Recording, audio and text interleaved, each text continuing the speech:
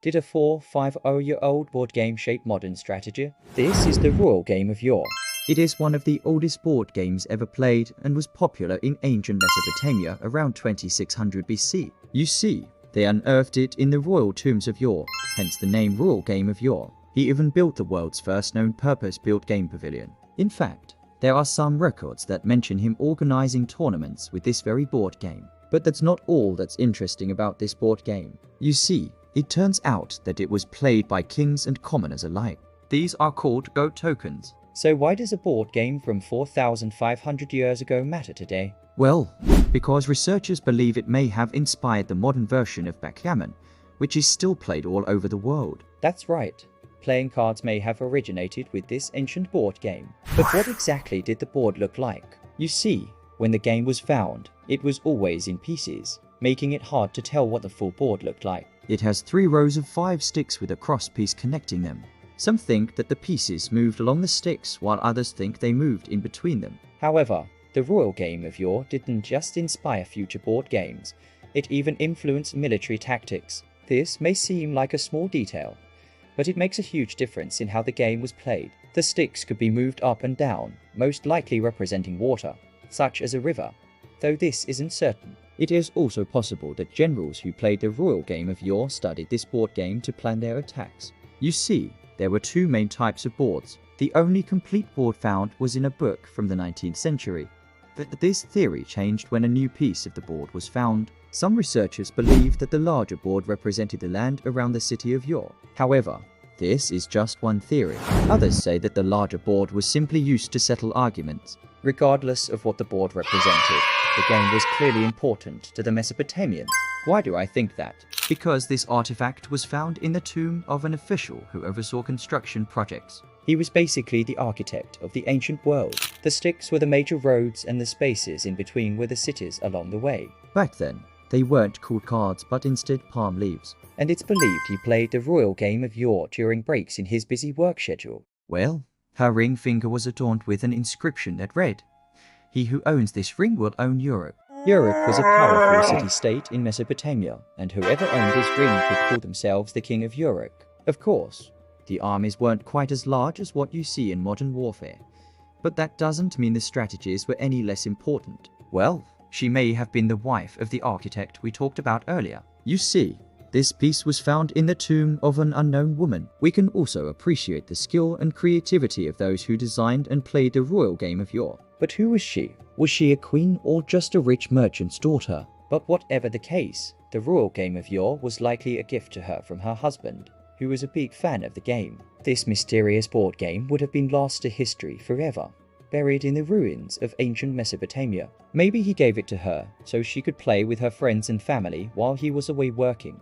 After all, many battles were won and lost due to a general's intellect. This woman was buried with simple folk, and she was given this piece to play the royal game of yore with. They were made by cutting pictures onto palm wood, much like a tarot card. They would use the moves they learned while playing the royal game of yore to plan their attacks and defenses. And as always, thanks for watching. Well, the official was buried with many luxury items, including couches and tables, but no board game.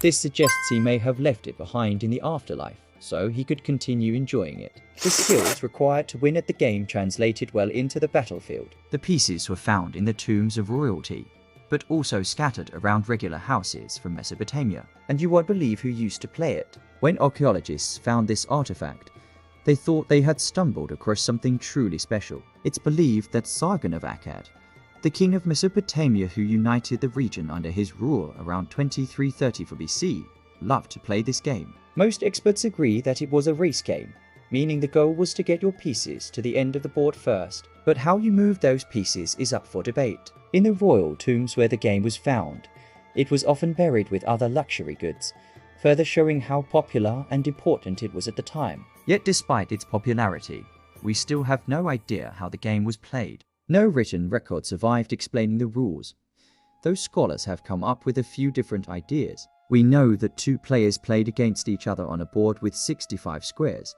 but beyond that, things get hazy. You see, the pieces are mostly cows, but there are also some other shapes like this one. Back then, These pieces would move across the board based on the roll of dice. These pieces seem to be the oldest archaeological evidence of dice in the world, though whether or not they were used in the royal game of yore is still up for debate.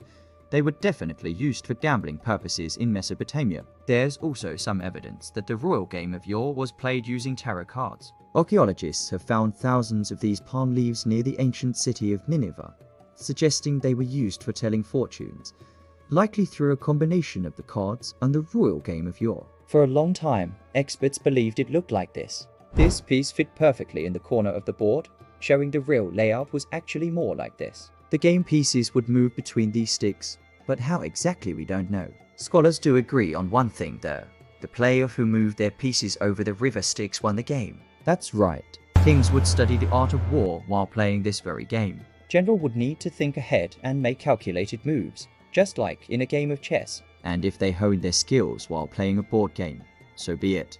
There was a small one used for 2 players and a massive one used for 4. If this is true, then the game could have been used to simulate attacking another city, giving the player an idea of how long it would take and what resources they would need. If 2 people couldn't agree on something, they could turn to the royal game of yore and let fate decide. And one archaeologist believes they may have even played it while building the pyramids.